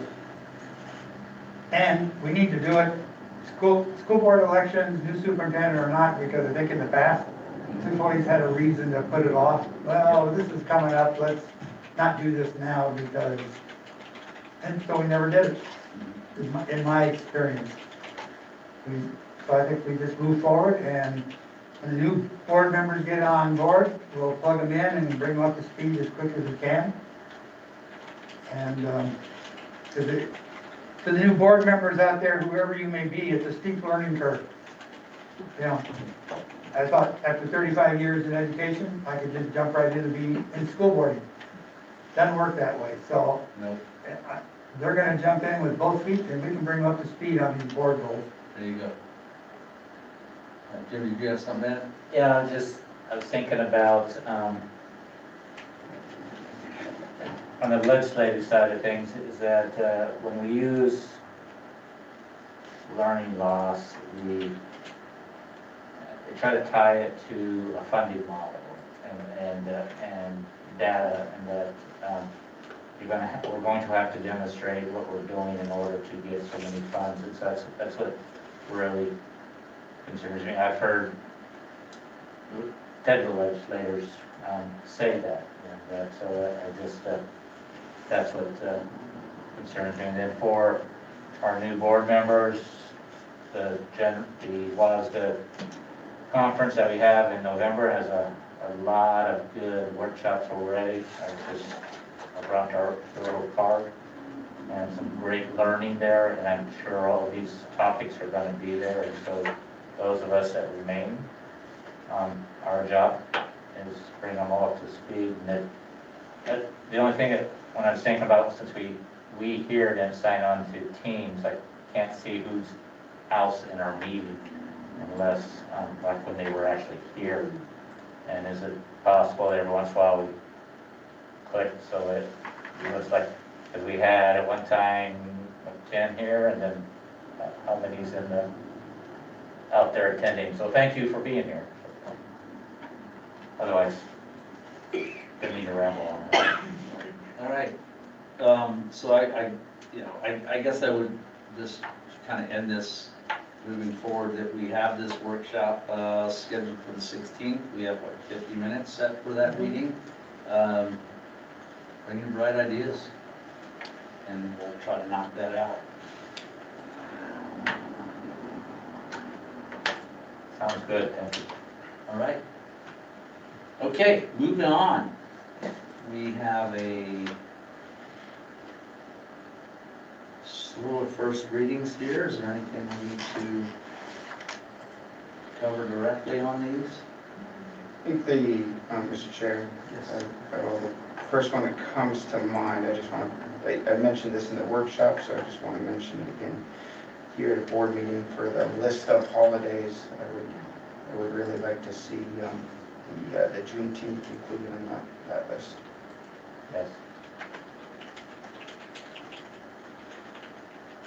I know we can't take, we weren't able to take action on it per se at a workshop, but however that action needs to take place, and I'll defer. I believe, Dr. Prime, you had mentioned that there might be maybe some additional research just to make sure that it's done, which I would, if that still needs to be done, by all means, but I would like to see that, that added to our list if it's,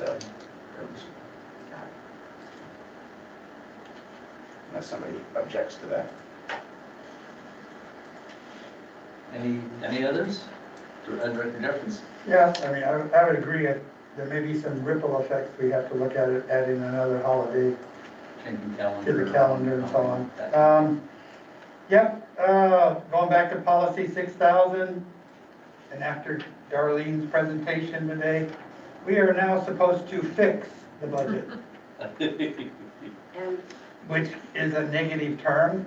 I saw a lot of things that needed to be fixed, I'm sure, but I can't really speak, I have no clue. It's the wrong term. I think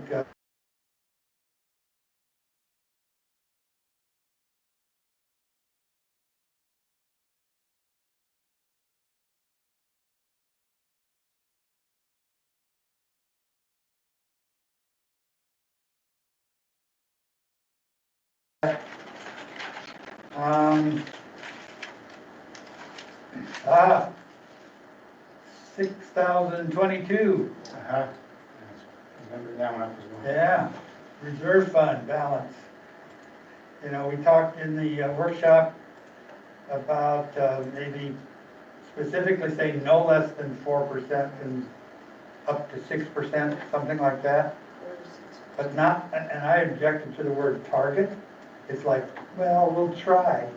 And I think if we can hit like minimum of 4%, up to 6%, if we can make it definite, I think that would be good. And one more that I have double stars by anyway. 6112 or 6114, gifts or donations. We talked about this in the board workshop that, having to come to board approval for gifts and donations, approval to spend, having a value of blank or greater will be subject to board approval. I'm not sure the wording, we were concerned about if they have to buy a vehicle quickly, $5,000, then they're gonna buy a vehicle quickly, or at least the kind of vehicle we wanna drive. Or push.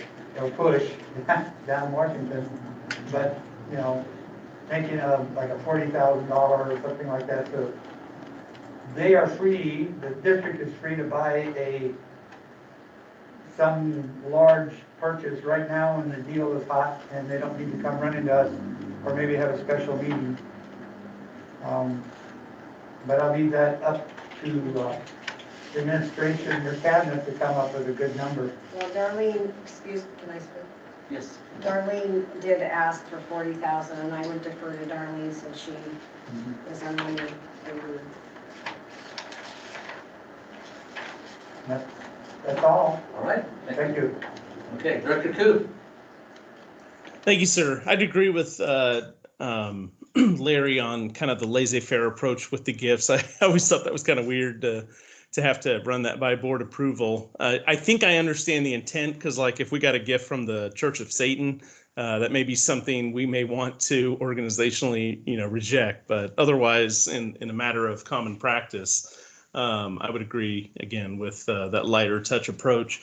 I don't feel as rigid about the minimum fund balance, although I think we're all sipping the same Kool-Aid as far as what we want to achieve.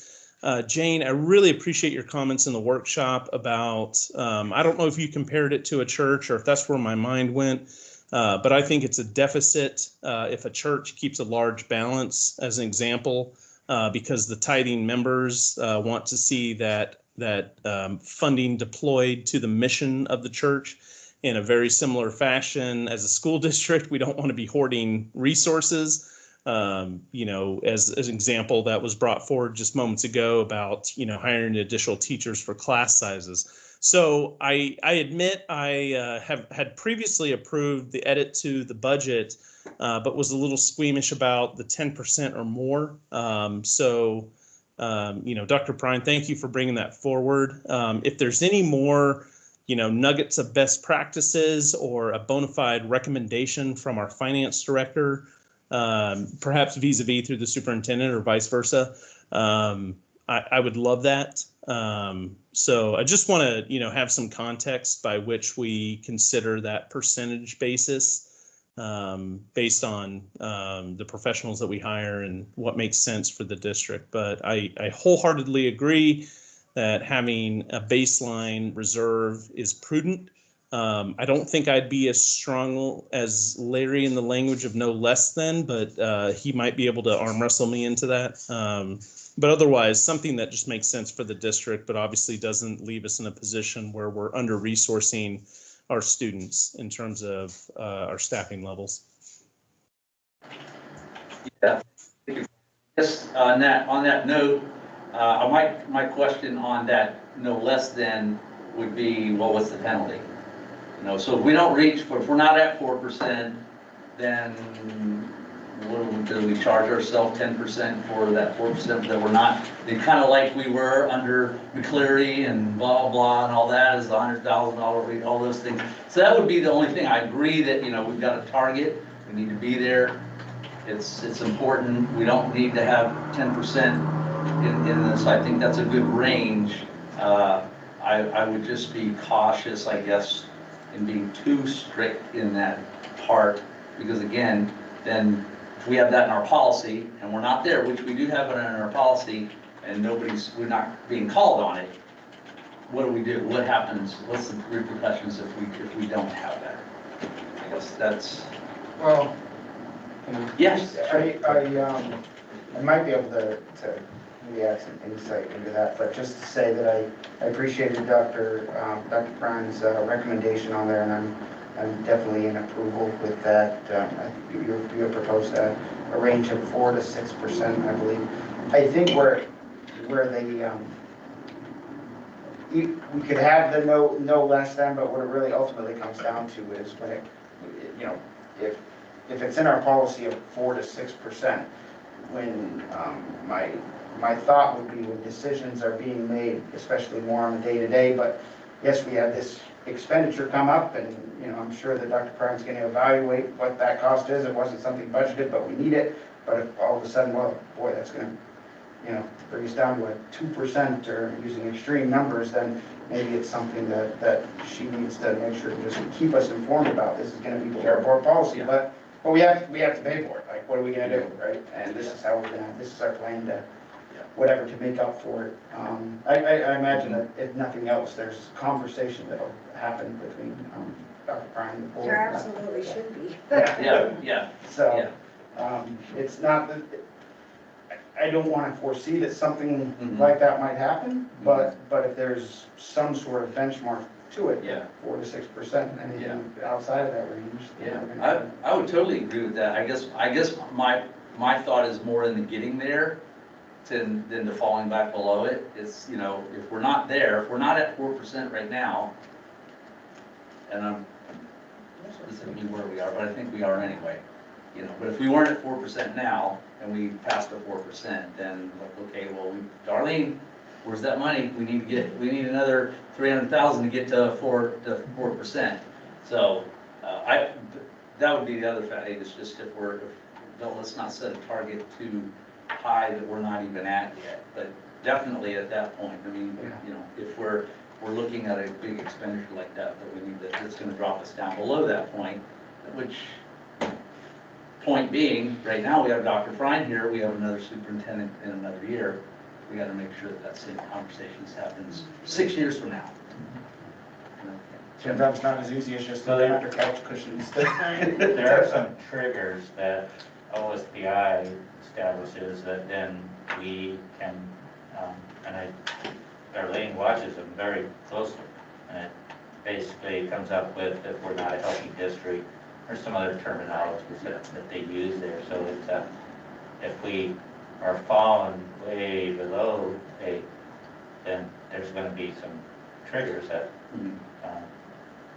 result in conversations and what are we doing with our budget, whether we're healthy, whether we can sustain these. And so I like just 4 to 6%.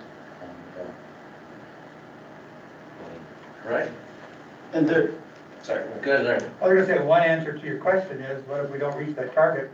We haven't reached our target for several years. Oh, I know. I agree with that. And so, but you're right, if there are some OSPI triggers, and, you know, but where it will hit us hard is we drop down to 2% and say, well, we tried, and then something hits.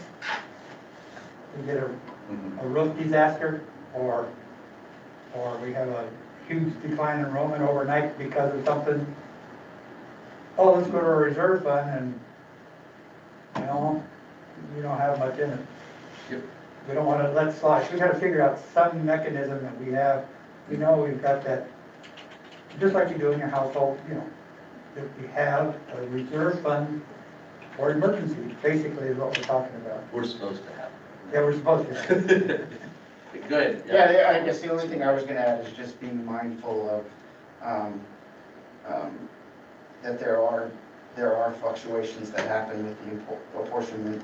And sometimes we do see variables, and I think that actually happened this past year, where there was some times where it did dip below, and I think Darlene presented those, but then also we're able to give us reassurance. This is anticipated. This was a very low percentage that had come in, but you know, these subsequent months, like I think we're on track now to have some very high revenue months these last 2 months. So to understand that there are fluctuations that are expected that might change that. So I believe what we talked about at the workshop, that when we're talking about the ending fund balance, it's better to look at it almost like on a year-to-year basis, to whether or not we're meeting our target as opposed to a month-to-month basis. Yeah, exactly. Okay. I didn't put in. Did I explain that right? Yes. Yeah. Any others from the board? Sound like good conversation. Okay. With that said, anything for the go to the order? Mr. Chair, Director Jeff. Well, I was just gonna say, I was saying that we're gonna fix your budget sarcastically. I wouldn't even attempt to fix the budget. Yeah. We would be in trouble then. Yep. So hopefully it came, you understood, and I hope the audience understood. I was being sarcastic. No, but it's a very valid point. Yeah, we have no business Yeah, fixing we the don't have budget. any business fixing. All right. I just want to back up a second to the policies we're on, because I believe Dr. Prine had talked about our recommendation that we are still actually voting on the policies, even though it's the first reading. Is that so? I wanted to clarify if that's something we want to do or discuss doing, or Dr. Fine? So what I'm thinking, Eric, since we've spent all of the last year not approving the first reading, my experience has always been to approve the first reading and then approve the second reading with any changes you wanted after the first reading. However, once we start the policy committee, I think that would be a good practice to start with at that point, since we've already gone through we have like I think we have 2 policy meeting workshops left. One in August and one in September, and then all the policies will have been read and seconded. And then when we bring policies back to the board on those first readings, there'll be specific policies, and I think that's where we start with your first reading. okay. Approval of the first reading. And just follow-up question, Mr. Chair. So based on the feedback that was captured as we discussed the policies, then can I assume that would be those changes will be then implemented in the second reading that we'll approve? Okay. All right, thank you. Anything else? Okay. Let's have a magnificent Monday evening. Adjourn? All right, we're adjourned. All right. Thank you. There's a little signature stuff for y'all. Thank you. Thanks, Brian. Are we still live? Yes. Just a second.